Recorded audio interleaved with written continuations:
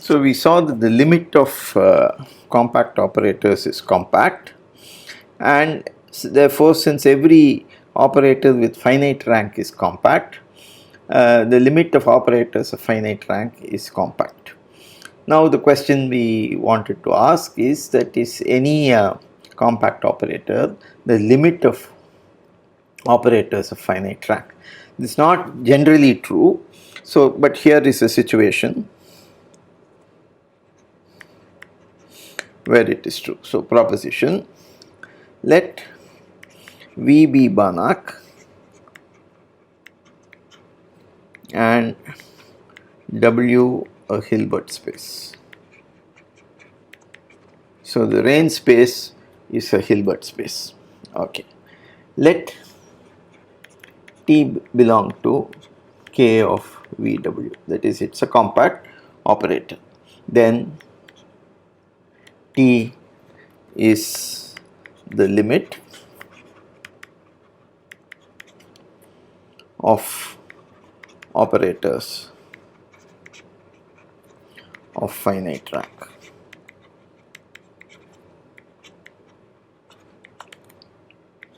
So proof. So B closed unit ball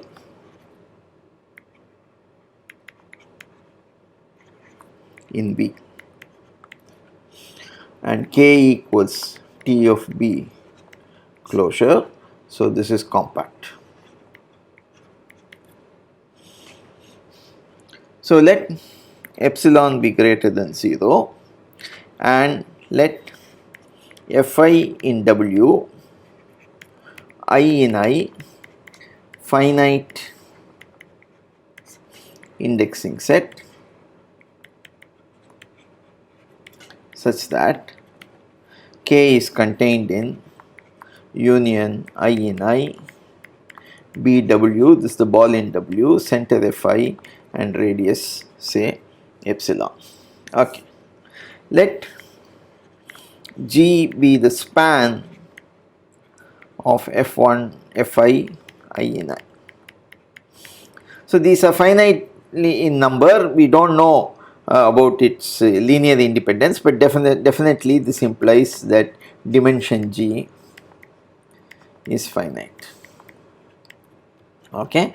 So and let P from W to G the orthogonal projection. So dimension G is finite implies G is closed, and therefore P from W to G be the orthogonal projection.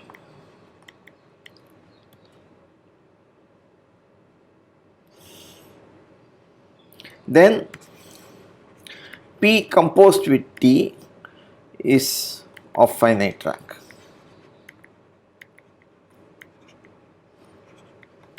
Because T takes V to W and P takes W to G. G is a finite dimensional space, therefore this is a finite rank. So now you let X belong to B. Then there exists I naught in I such that norm of Tx minus Fi naught is less than epsilon. Okay. Then norm of P composed with T at X minus Tx minus Fi naught is equal to norm of P composed with T at X minus P of Fi naught, because Fi naught belongs to G and therefore P of Fi naught equals Fi naught. Okay, so that is the reason. So now norm P being an orthogonal projection, norm P is equal to 1 and therefore this is strictly less than epsilon, because this is okay, norm P is equal to 1. Normally a projection will have norm bigger than or equal to 1 and here we have an orthogonal projection, therefore it's equal. So this implies that norm of P composed with T X minus T of X is less than 2 epsilon for all X in B, and this implies that norm of P composed with T minus T is less than 2 epsilon.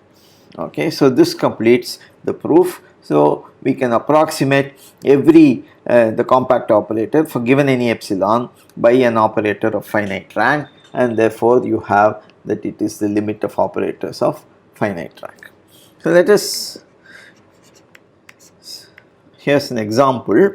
So let K belong to L2 of 0 1 cross 0 1. Let F belong to L2 of 0 1. Define capital K of F. So it's a function, so its value at t as integral 0 to 1 K of St, Fs, K of Ts if you like, doesn't matter. Okay, so this is like a similar operator we defined in the C01. So now we are defining it in L2. Okay, okay. So now we have integral 0 to 1 Kf of t square dt is integral 0 to 1 dt. Okay, so mod 0 to 1 K of Ts Fs ds square, and now I am going to apply the Cauchy-Schwarz inequality there. So that's 0 to 1 integral 0 to 1 K Ts ds square into integral 0 to 1 mod Fs square ds and then dt. Okay, so that is equal to norm F square in L2 and integral 0 to 1 mod K of St or Ts square ds dt, and that is of course finite, and this implies that capital Kf belongs to L2 of 0 1, and in fact norm of Kf in L2 is less than or equal to norm K in L2 norm F in L2. Therefore norm K is less than or equal to norm little k in L2 of 0 1 cross 0 1. Okay, so that is the norm here. So now let phi n be an orthonormal basis. We have that because we are in a separable Hilbert space, and for L201. Then you define phi ij of Ts is phi I of t, phi j of s. Okay, and then we have seen this as an exercise. This implies phi ij belongs to n cross n is an orthonormal basis for L201 cross 0. We have done this exercise already. Okay, so we can write small k consequently as sigma ij equals 1 to infinity k phi ij phi ij. So now you set kn equals sigma ij equals 1 to n k of phi ij phi ij. Okay, so then norm of k minus kn in L2 01 cross 01 goes to 0 as n tends to infinity. Okay, so now define capital K&F of t is equal to integral 0 to 1 Kn Ts Fs ds. So let us see what it is. It is sigma I equals 1 to n integral 0 to 1 k phi ij and phi j of s ds phi I of t.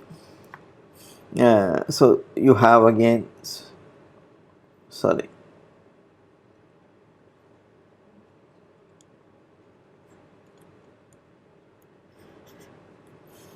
integral 0 to 1 sigma j equals 1 to n phi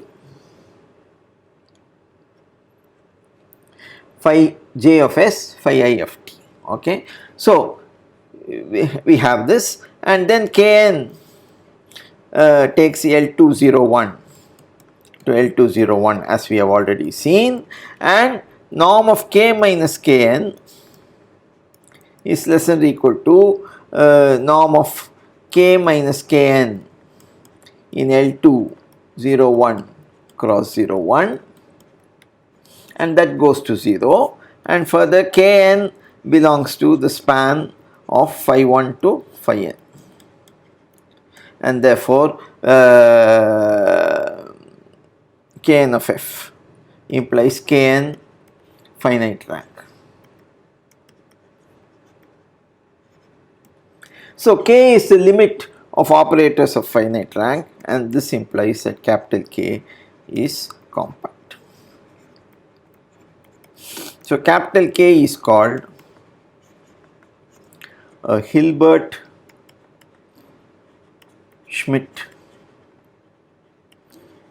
operator. So this is an important class of operators, the Hilbert-Schmidt operators. Okay. Now we have an important theorem.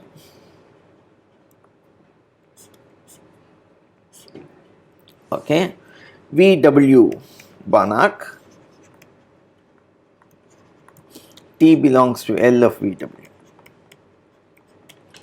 Then T is compact if and only if T star is compact.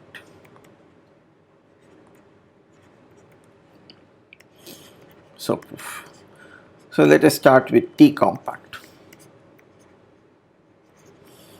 We want to show that T star is compact. So BV closed unit ball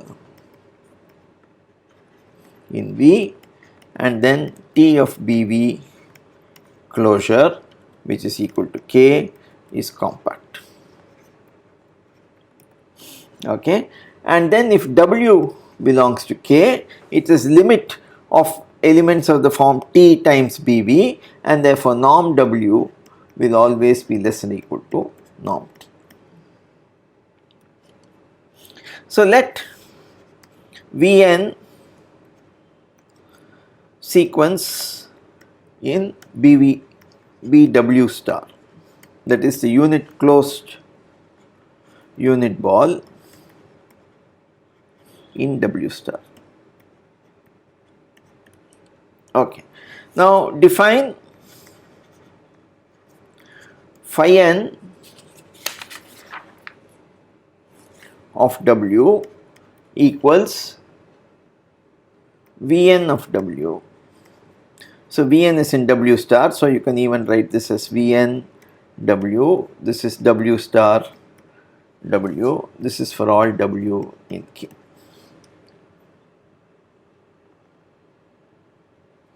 Then mod phi n of W is less than or equal to norm Vn norm W, and this is norm Vn is less than or equal to 1, and this is less than or equal to norm T, we already saw. So this is less than or equal to norm T for all W in K and for all N. Okay, and mod phi n W1 minus phi n of W2 is Vn of W1 W2, so this is less than or equal to norm of W1 minus W2.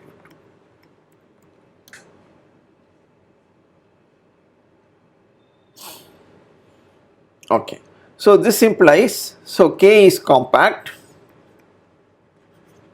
and phi n is bounded and equicontinuous family in C of K, continuous functions on K. So by Ascoli, there exists a convergent subsequence. So convergent subsequence means also Cauchy. So in particular, sup. So given any epsilon positive, there exists a n such that KL greater than or equal to n implies sup of mod phi nk of Tx minus phi nl of Tx is less than epsilon. This is for all x in BV.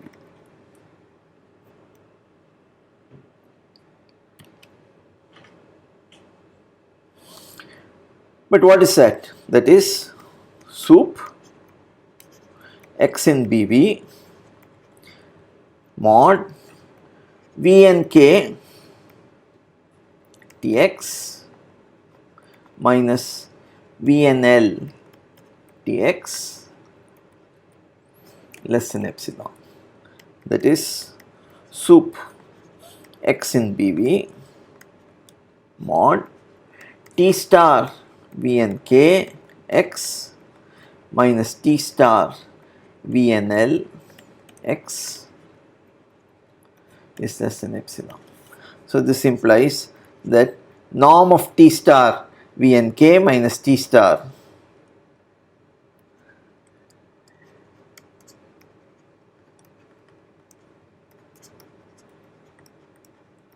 is less than epsilon. So that implies that T star V and K is Cauchy, implies convergent. And therefore this tells you, therefore for every Vn in W star, BW star, there is a subsequence which says that T star V and K is convergent, therefore T star is compact. Conversely, T star compact. So this implies that T double star from V double star to WW star is compact. Okay. So then you take JV from V to V double star and JW from W to W double star, canonical embeddings.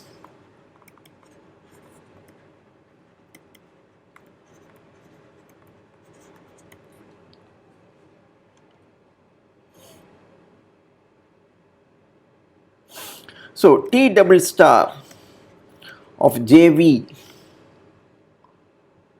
of X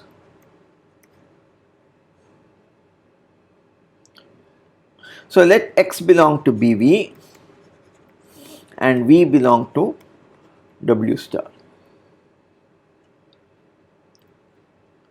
So T double star of JV of X acting on any V, what is this? This is nothing but JV of X acting on T star V,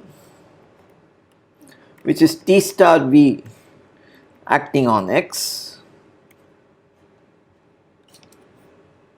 Okay, this is just the evaluation map, and that is nothing but V acting on Tx.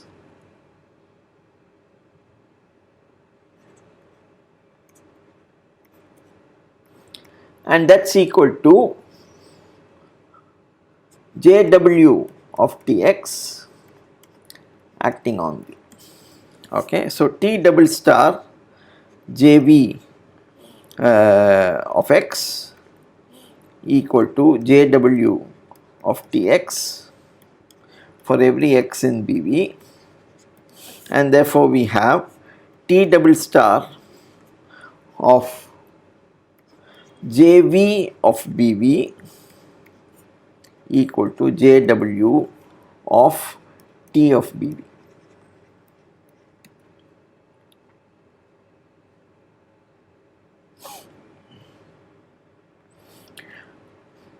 But BV is bounded set, this is bounded, and T double star is compact, and therefore this is relatively compact. So JW of TBV is relatively compact, JW is isometric isomorphism, and therefore this implies T of BV is relatively compact, and that means T is compact, and that completes the proof of this theorem.